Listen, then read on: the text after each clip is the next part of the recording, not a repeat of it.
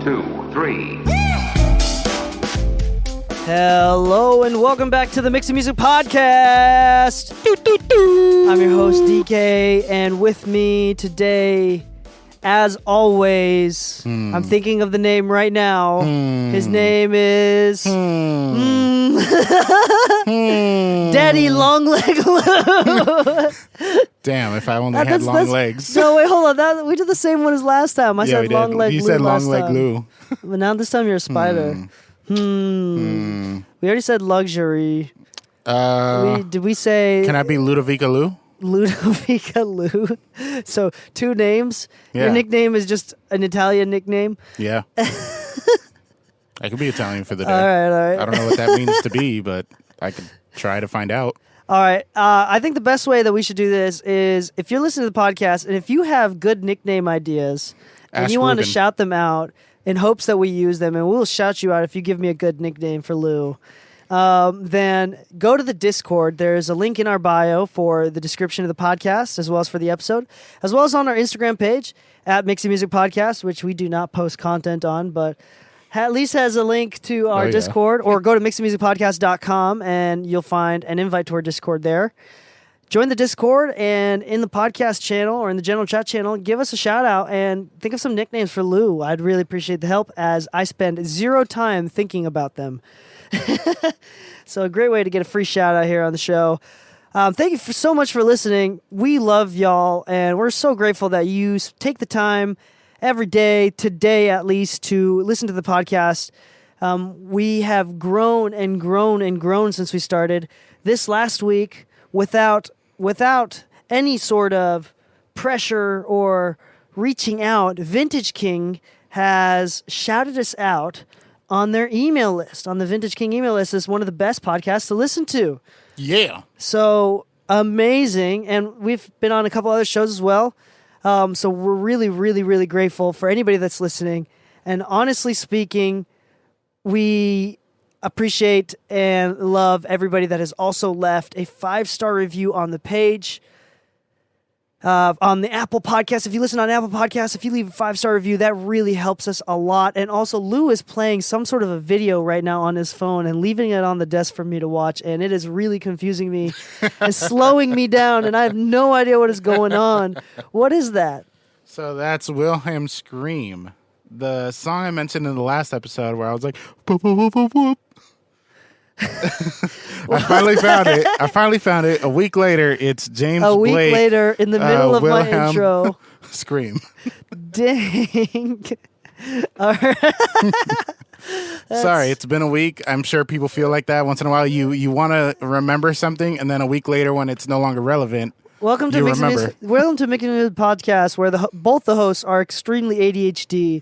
We are professional tangent goers. I think that's what it is. I think so. We go on tangents professionally. I think this is what helps with the podcast. I really think. I hope it does. Well, I mean, you wouldn't be here listening to the show if you weren't slightly okay with it. But and by slightly, we mean like barely okay with it. So today we have a good episode. This is a requested episode. I'm going to pull up the Instagram account of the person that has requested this. And this is actually very helpful for people like us with ADHD. Yeah, if you to like find topics or to talk this things out. specific topic actually helps a lot of people like us who could be scatterbrained very easily. Oh yes, yeah. Actually, yeah. in fact, this is actually what makes or breaks if I'm organized in my business or not. Yeah, for real. First off, follow us on Instagram. Lou, you're at Midside Sound. Oh yeah. And I'm at DK Mixes, DEEKEI Mixes. You can always ask us questions on there, also on Discord. We always have people asking us questions or doing like some podcast topic recommendations and whatnot. We really appreciate those. We may not get to your topic or we may not find that it's valuable to a larger audience, but we definitely source a lot of our topics that we use from the podcast, from Instagram or from Discord. So we really appreciate anybody that's on there. Actually, I cannot find the person that recommended this. Maybe it was on Discord. I'm going to find it in the middle of the show and I'm going to shout them out. But this podcast topic recommendation is about file management, how we organize files probably in our hard drive in our computers during our sessions. Possibly we'll go into sources and ways to back up files, how to send files to clients, just managing files, as files is our how do you say? That's our art. Like, I am the artist. An artist is the painter, but the file is the canvas. And people buy the canvas. They don't buy Leonardo da Vinci. They buy the Mona Lisa. So the files are important. That's a really weird. I don't know if I buy this description of it. So, but totally. I mean, realistically, files is our bread and butter at the end of the day. We get sent files to work on, and we send files back. But how well we can keep maintenance on these files, as far as like, hey, if somebody calls you right now, you're in France, and they're like, hey, I really need these stems. What do I do? Like, can you send them to me? It's like, nope. Sorry, I'm on another side of the country. Well, if you had online file systems, or we could talk about backup systems, analog systems like actual hard drives, RAID systems, anything. But overall, how can we simplify our work by having better file management? How can we better deliver or receive projects with better file management? Yeah, so, Lou, let me ask you first before I talk about how I do it. Mm-hmm. You have hard drives. Lots of them. Yeah, as any professional would.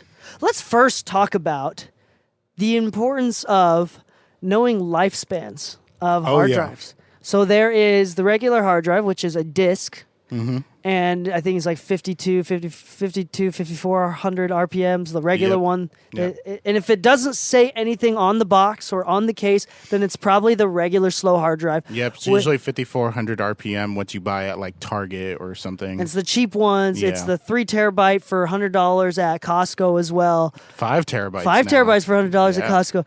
These are great, but you don't use them to run sessions because there's not the transfer speed of data is not fast enough, right? Exactly.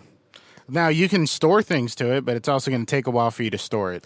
Do you use 5,400 speed regular-ass hard drives? I do, but as like a cheap backup. Something that you keep in your closet, something that you can keep somewhere where you know that worst thing happens, you lost your main hard drive, you have a backup of it at home. But it's not a hard drive you're about to rely to use or anything. Yeah, so that's probably the first mistake we see a lot of people make is they pick the cheapest hard drive, and they'll find that their session, especially if they're recording, the session will like just stop. Pro Tools or Ableton or Logic will just constantly crash. They'll say that you need more hardware buffer speeds and things of that nature. Yeah, and that partially is because of transfer speeds, like how fast data can get in and out of that hard drive, especially if you're running your sessions off your hard drive.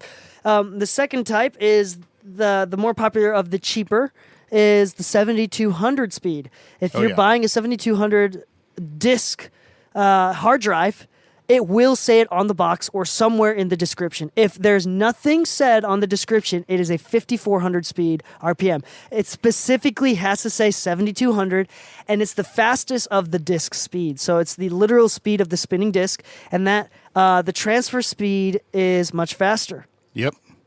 And have you used those before? 7200? Yeah. Oh, absolutely. Back when G Drive, Glyph, LaCie, and all them were popular because, it still wasn't in the SSD realm yet. I was using those, and that was back when like FireWire was still heavily in use and everything. Thunderbolt 2 was in use. But typically speaking, you'd find a lot of FireWire drives having 7200 RPM. And those were great. They were solid for transference. And then you could also talk about, when it comes to hard drives, the way the actual information is transferred. Like FireWire was simultaneous back and forth, read and write. While FireWire USB, was a big deal when it came out. Because USB, even to this day, is actually read then write. Huh. It's actually a one-way process. So because of that, it's slower at doing both at the same time. But FireWire was significally faster, and now which is Thunderbolt. why now Thunderbolt is it's Ethernet basically. It's extremely fast.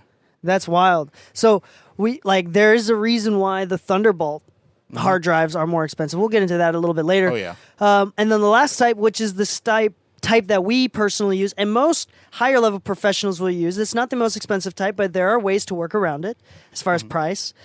Is solid state drives. Dun, dun, dun, dun. Solid state, there is no spinning disk. It's literally just some sort of like piece of plastic. And it's a flash drive. It's amazing. It's a big flash drive. And read-write speeds or transfer speeds are really, really fast because there's no disk. Have you ever had to transfer, like on a backup, from your SSD to one of those 5400 RPM Yeah. drives. And have you ever like sat there and been like, wow, this is going to take forever. But then like you do it SSD to SSD and you're like, wow, that was fast. Exactly. So, and then there's negatives too. For example, if SSD you lose, is actually lower in lifespan. I thought they were longer. No, they're lower. Really? And they can actually be damaged more easily. Oh, they could be damaged more easily, Yeah. but assuming that they never move. Assuming that they never move and that they stay in optimal temperature and everything. SSDs last longer. Yeah. But okay, But if it's a traveling drive, you have a lot more to risk. Yeah, that's true. And if you lose data, like on a spinning disk drive, if you drop it or if there's a file corruption or some sort of malware on it, you can recover. You can send it somewhere and they can recover the drive partially. Yeah. If you're on a solid state drive and that shit dies, you're done. That's it. That's it. Boom. Good job. You had better pray that you backed it up and had good systems. But that being said, we both use SSD drives because they are that much faster. It's worth the risk. And also we have good habits of constantly backing up our hard drives. Oh, yeah. I could be better with all that stuff. I could be backing up more often. But I have FilePass, which we'll talk about later. Oh, yeah. You have put at me least onto that, and it's been saving my butt a couple times. Yeah, it's been good. Yeah. So we'll talk about that in a little bit. But yeah, there's also a bunch of software out there that'll, if you have 2 drives plugged in, it's like paid software. I forgot what it's called. There's like websites that also offer it. It'll automatically back up. Xsynchronize was one that I used to use a lot. I mean, I think like the Dropbox thing does it too. Like it'll automatically sync up your hard drive to a Dropbox folder. If you tell it to focus on your hard drive on a specific computer, every time you plug it in, it'll recognize and start making a duplicate onto Dropbox. And this is the only reason why. This is the only aspect of Dropbox that I like. Otherwise, I hate Dropbox. Never ever send me Dropbox file if you can avoid it at all costs. And also, don't send me WeTransfer because chances are, if DK can attest to this, if we're really, really busy, we might not get to your files for like 2 weeks. And WeTransfer only lasts like 1. So your files like are 1 or lost 2 to us. You're weeks. going to have to send it to us again. Yeah. Anyways. FilePass, on the other hand, has been amazing for that. Or honestly, like a Google Drive link, as long as you give us permissions for it. Oh, and put it in a zip file because not every And computer. you can do Dropbox. You can do Dropbox. Yeah, if you do Google Drive, to be honest, do it on a zip file. I've seen so many times where people upload a folder. You try to download the folder, and it tries to download like 20 different folders with duplicate files and all kinds of issues. Google Drive has a major issue. Zip your files before sending them. Okay, this is actually a really good cross way into file sending. So if you're sending files, receiving files, zip your files. Which, by the way, go to mixingmusicpodcast.com. At the top of the page, there's a tab called Free Stuff. You can download a mix prep guide that I created for my clients. You can use this and copy paste, send it to your clientele. I have a whole list of ways that clients can better format their files before sending it to their engineer. And I'm going to go over, especially the file part of the thing, best way to do it. If you're on Pro Tools, you'll notice, and Logic, if you're on a specific setting, it doesn't default into this. Logic has one single file type. The default is one single file type with all of the audio files and session backup data compacted into that single file Logic session. Yep. In Pro Tools, it's not that. It's and I think a lot of the other project file types do that as well, where the audio files, the backup, the actual session, the data, and if you use Melodyne, the Melodyne data are all in separate folders in the name of the session folder, like the folder that's in the name of the session. So if you're sending us stem, so we're not talking about sending sessions like a Pro Tools sessions. First off, if you do send a Pro Tools session, zip the folder that contains all of those folders, not just the audio files, not just the PTX session. Send the folder, all right? And just remember this, if you're doing Melodyne and you haven't committed it, commit it, or also send the Melodyne folder in that folder. Yeah. Because Melodyne creates a folder with all the audio that it's rendered. Exactly. That's super important. But let's say assuming you're sending stems, what you need to do, and I will say no and send the files back and say you need to spend time doing this, and also I will take it personally and I will be offended if you send me files that are named audio track 1, audio track 2, audio track 3 with no name of the artist or the song anywhere, and your email is doodleblops323 and I'm gonna be like, who the hell is this song? And I pull it up, and all I hear is like snare tracks, and I hear 5 snare tracks. I am going to talk about you on the podcast by name, Jacob. No, I'm just kidding. I have no client named Jacob that's done that. Wait, isn't there a producer, my best friend Jacob, or something like that? That's true. That's funny. I hope it's not you, Jacob. No, nobody's like. There's no specific person named Jacob that has done that to me, but there are people that have done that to me, and I definitely. That's one thing I'm not going to miss in mastering. Oh man, do not do that. Okay, so what? How about this, Lou? If I was your client, mixing, right? All right, hypotheticals. Here we go. And I sent you files. I sent you a zip folder. The zip folder is the name of the song _ name of the artist. You open it up. Then you have demo, the demo mix as a WAV or MP3, and another folder that says tracks or stems. You open that folder up, and every single file is named correctly and in order without the artist or song name on the file. It's just kick 1. If there's 2, that feels good. Honestly, that's the kind of client that if they ever gave me return business, they might get a discount. Ooh. Because you're saving me time, which is saving me money, which in turn I can make back by being able to do my job faster. And you would actually have a faster turnaround time than me sitting there for 2 hours having to listen to everything and then say, wow, that sounds like a fart. Title of the track, fart. I think one of the worst feelings in the world, especially for me, the kings of ADHD in the podcasting realm, I think losing focus.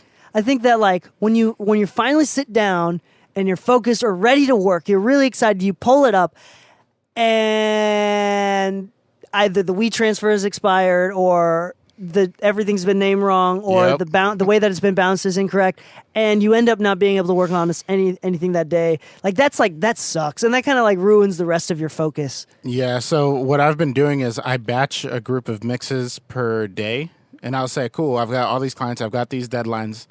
All right, I need to finish these this day, these this day, these this day. But the moment that one of those tracks in the batch is not organized or labeled properly, and I have to spend 2-3 hours just trying to organize the whole thing. Let's say, have you ever gotten this? I know I've received this multiple times. I'm sure you have too. Another hypothetical? Another hypothetical. Okay, I'm ready. But true in the past. Hypothetical, though. I'm your client. I send you a song to mix. No reference track. You've never heard the song before. I send you stems. Audio 1 through 99. And none of the tracks are leveled out. So they're all normalized. They're all either normalized or extremely quiet or extremely loud or a variation of the two. So even if I just hit play, everything's distorted. Everything sounds, or the stems were not properly bounced in place. They were consolidated, but not to time start.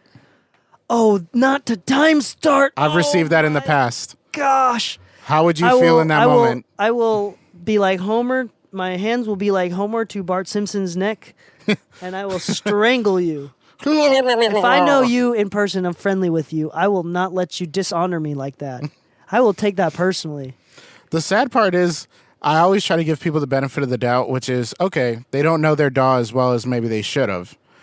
But even then, you could have. No. Here's how you could have tried to verify this info by calling in advance and saying, hey, since we're going to be working together on this, I want to make sure I send it right. How do I send this right versus just sending me gibberish? Hey, you know how to have higher EQ or at least pretend like you have a higher IQ? Mm-hmm. How to have higher IQ or pretend like you have higher IQ. Okay? Okay. If think about me or someone that's easily upset by stupidity. Your dad, all right? Your dad is... All right. And if your dad is going to say, Google it, then you're dumb for asking. You should Google things. If you take a time and you're honest with yourself and you don't know how to do something, you should Google it. And if you Google it before asking how to do it, and like also, so if you can recognize that you don't know how to do it and you Google it, at least as something so simple. I mean, if it's something that needs expertise, you should call me. You should call one of us, but like, if it's like how to bounce files, dude, bro, I don't even use your DAW. Google it, dog. Yeah, my favorite one that I've been asked before is like, hey, so how do I send you files from GarageBand? I'm like, I'm not really sure, but there should be some level of like export tracks as individual files. There's a whole YouTube channel called GarageBand and Beyond that probably has explained it 20 times. Yeah, probably. The funny thing is, even though I did go to college for audio, YouTube University is one hell of a school. I think I learned more from YouTube than I ever did in college. And let's talk about like college is more for theory instead of practical. College, exactly. they don't spend the time to teach you how to bounce files. I remember I talked to, before I went to college, I asked somebody who I trusted if I should go to it, if it was a smart idea to do it or not, because they had already won a Grammy. They were doing live sound. And they were my superior. Wait, they had already won a Grammy and they're wondering if they should go to school for it? No. I asked them if I should. Oh. Yeah. By this person who has already won a Grammy. Yeah, I was 21, 22 at the time. And I was really considering, should I go to college? He told me the best way to look at it is if you're looking to work in this industry, you don't need it. 9 times out of 10, the producers you see winning Grammys didn't go to college for production. They just learned, either had a history of playing different instruments and learned production. Or they took sociology. Or they went to an they went to an internship and learned from other producers how to do it in real time. But if you're looking to go to college, it's because you want to sharpen the knife. You want to actually know the theory behind something. You actually want to be networking. I mean, the networking's cool, but I'll be honest. I can maybe name 5 people from my school that actually succeeded. No, I mean, like 300 people that did. If you go to a proper recording school, okay. Like my school is not a proper recording school. It was this music school. But I went to a proper one. And they didn't help you out with an internship? They didn't like hook you up? Or at least had the opportunity to hook you up?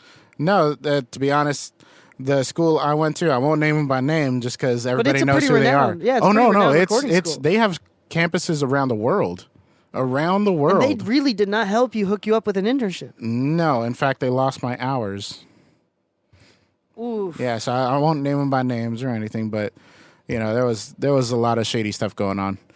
Yeah, so on that note, whether you go to school or not, you should go to school. You should graduate college because it shows that you can eat shit, and you get paid more if you're the type of person that can eat shit. And to be honest, I really love having good tech talks with people that I consider working with because it just makes me believe I can trust you a little more in a technical job. And I think that to a certain degree, with balance, I say this with balance, I don't think it's totally wrong to do something to appease your parents. Oh, no. No, because usually they're looking out for your best interests, not for their own best interests. Now, some of y'all parents, and I can attest to this on a personal level, some of y'all parents are crazy and should be ignored at all costs. But your parents are probably not one of them, Jared. No,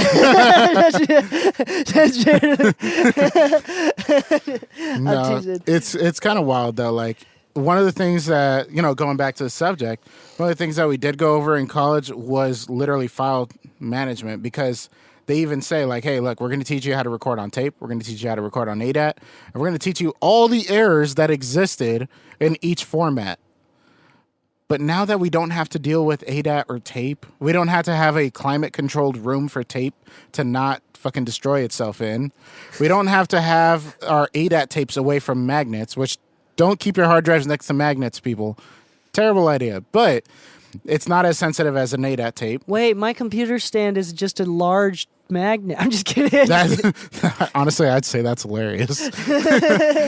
But the cool thing is that with hard drives, the worst case scenario is your house burns down to the ground with your hard drive in it, or you lost it, or less likely it actually failed on you, which is funny. I've never actually had a single hard drive fail on me before backing it up.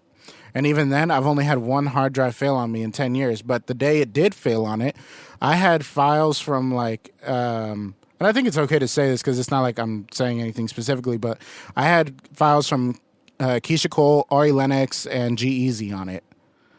Imagine if I didn't back that drive up. Yeah, you'd be effed. Oh my God, I'd be so screwed.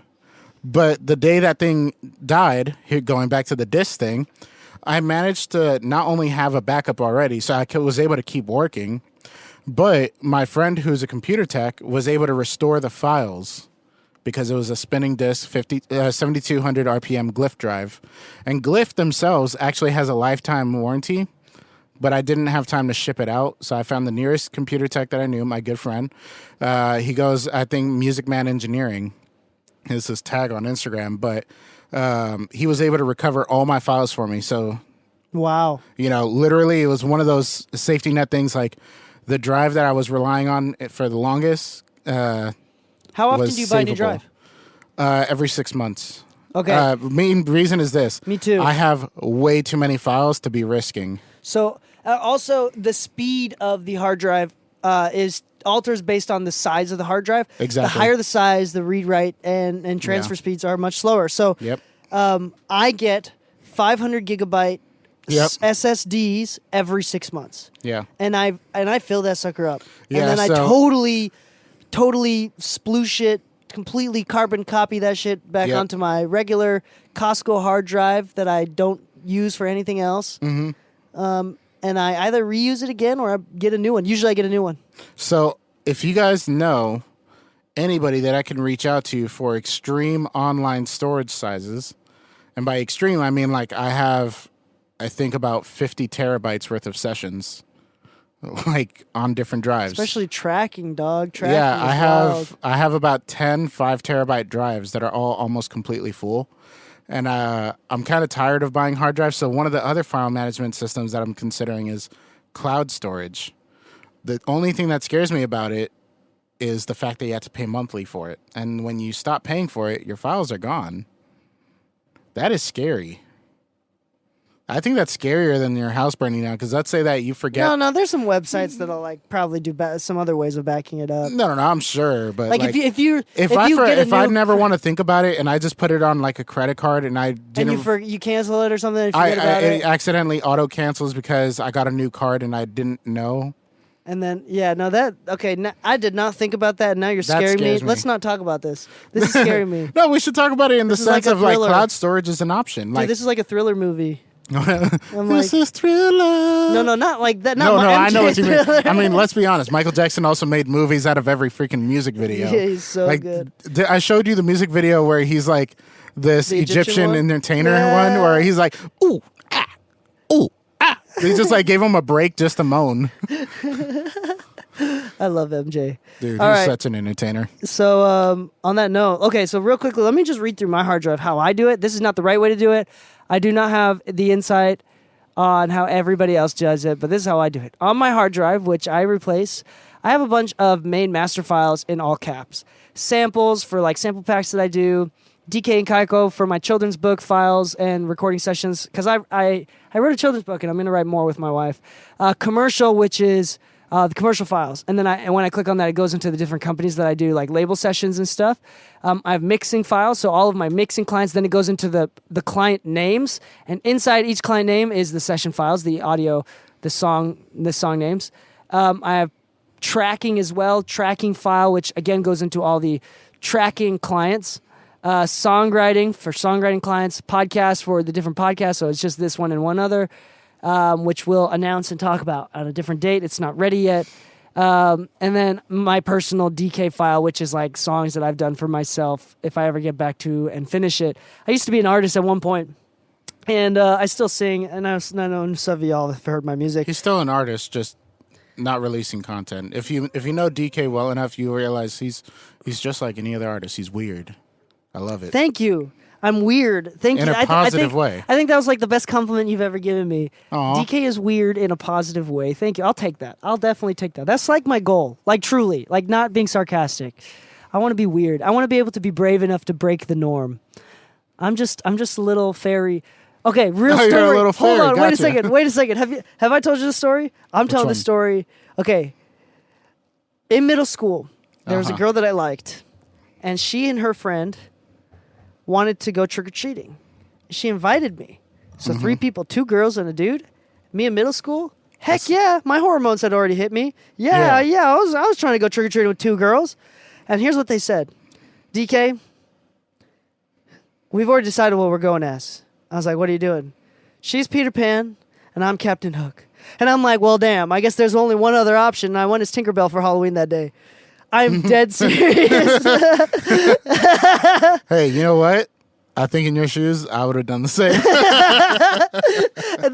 and then during that day, while we were trick or treating, some dudes. I had a hat on to cover my short hair, so some dudes on the other side of the street in the middle of the night, they couldn't see us quite well, so they were like catcalling us, like, hey, oh, look at you cuties. And then, granted, I'm a middle school boy and I don't have the lowest voice to begin with at my age now, but as low as I possibly could, I responded, hey guys, what's up, from across the street.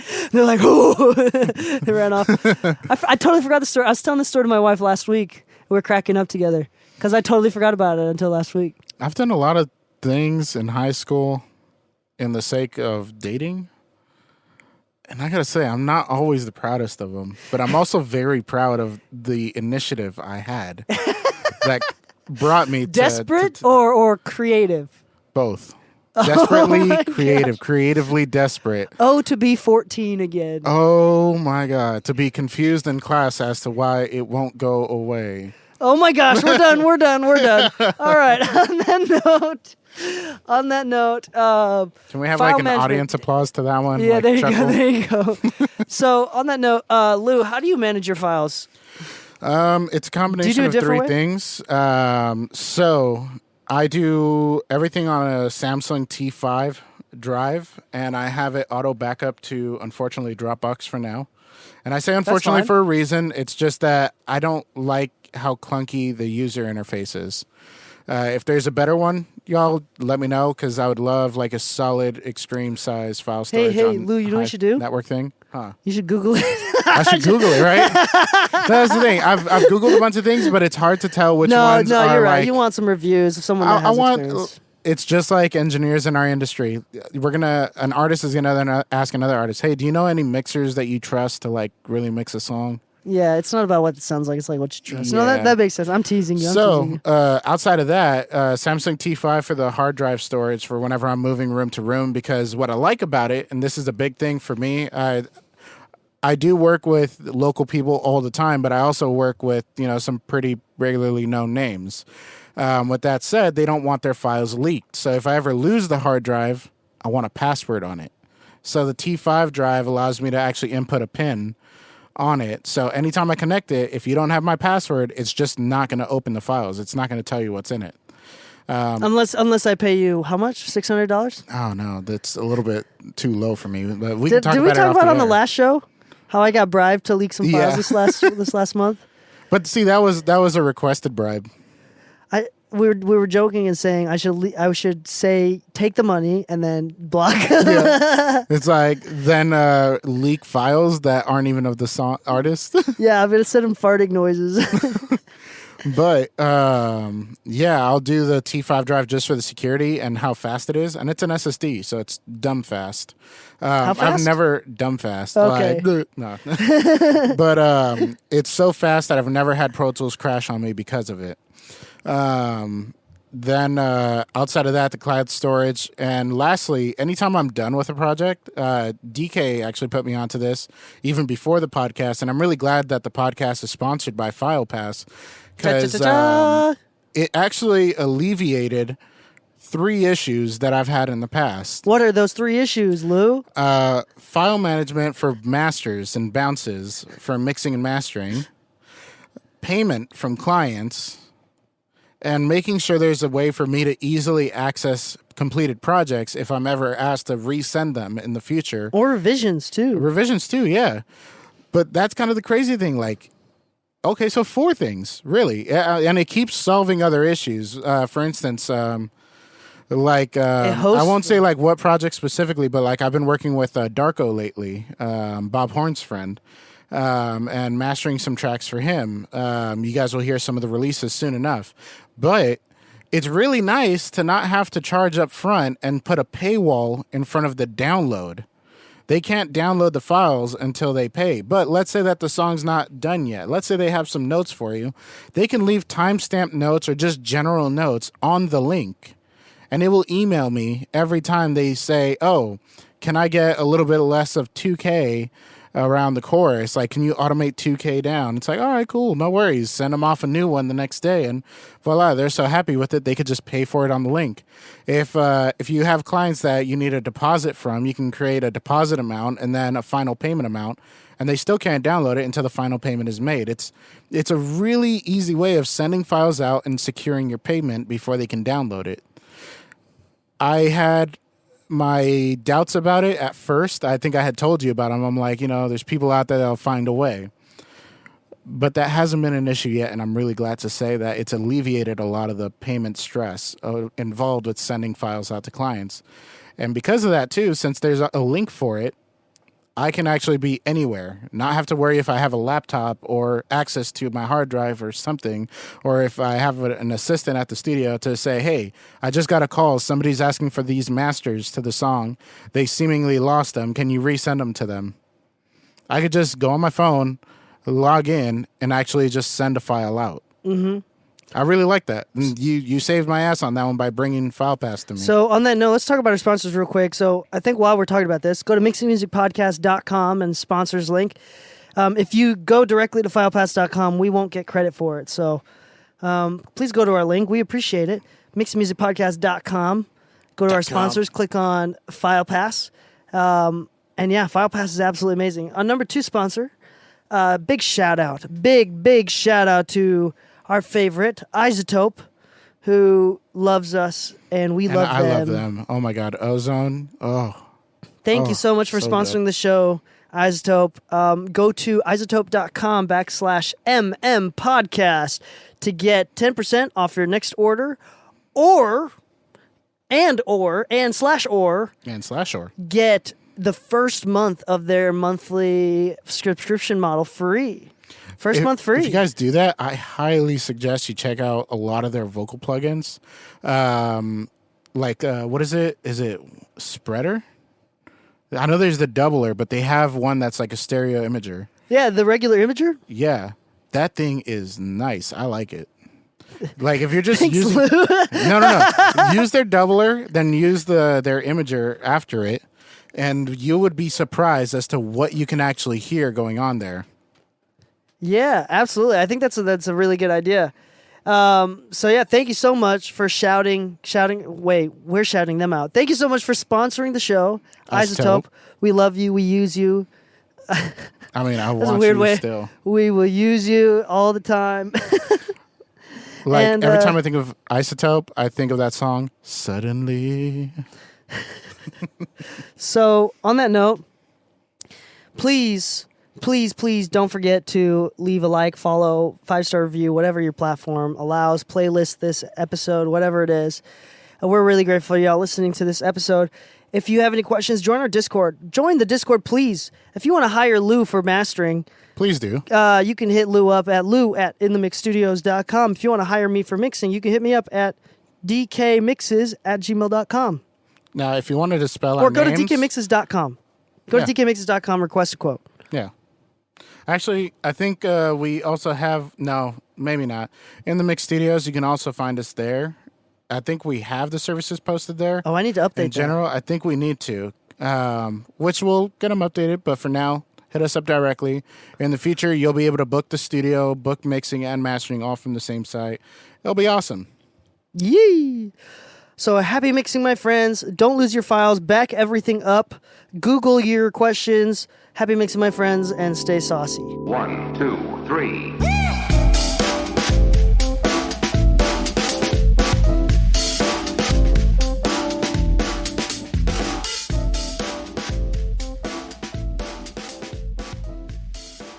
If you listen to the podcast and use Discord, you may be interested in our Mixing Music Podcast server, where we have lots of awesome members and mentors who can help you out with your mixes.